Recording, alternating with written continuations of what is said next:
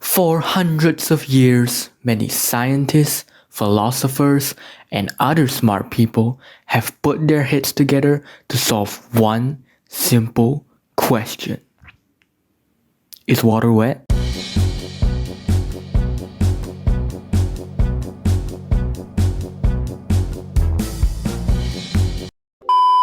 Let's break it down. Water is wet because water is wet, so wet water is water, and as water in water and water in water is wet in water, so water is wet. But wet is water on not on water, so water in water is not wet, or wet and water is not wet. Any questions? No? Great. As I said before, many people have tried to prove water is wet or not wet, and I'm actually not going to do that. Because these two are. Welcome everyone to the water is wet debate. On my left, we have Natu number 8,265,003, and on my right, we have Natu number 4,937,003. Now, your first question is, what are your thoughts? Water's not wet. Excuse me? I don't know if you can tell, but it is so wet. That's what she said. The definition of wet is literally to consist of, contain, to be covered with, or soaked with liquid, such as water. As far as I know, water contains water. Yes, but can water get wetter or drier? If it is wet, it should be able to do so. Obviously, if wet means to contain water, wetter means to contain more water, and drier means to contain less water. Just add or remove some water from water and it becomes wetter or drier.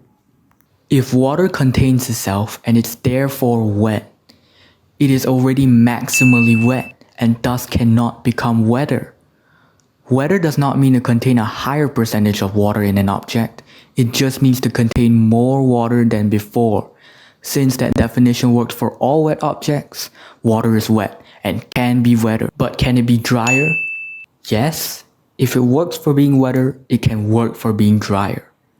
Sorry, let me rephrase. Can water be completely dry? Yes, it just becomes nothing. But why is that?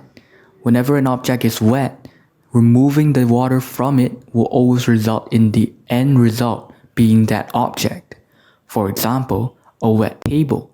It is not the wet table that is wet, it is the table. Therefore, when you remove all the water, it becomes the original table. It doesn't work with water.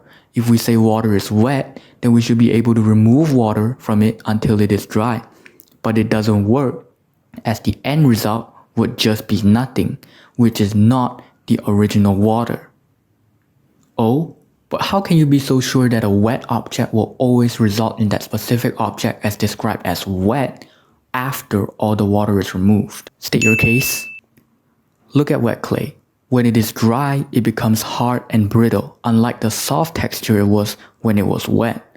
When water was removed from the clay, it changed state because of the absence of water. Water will also change state from water to nothing because of the absence of water. Therefore, dry water is technically no water and water can become dry or wet. That is so not how it works. Yes, it is. It's not. You're just mad that I'm right. Alright. Well, that escalated quickly. As I was saying, your definition is wrong. If water is truly wet, then it should hold true for all common definitions of wet, just like every other wet object does. Nuh-uh. In some definitions, wet can also mean to be saturated with water. Saturation is just another form of containment. It means to hold or contain as much water or moisture as can be absorbed.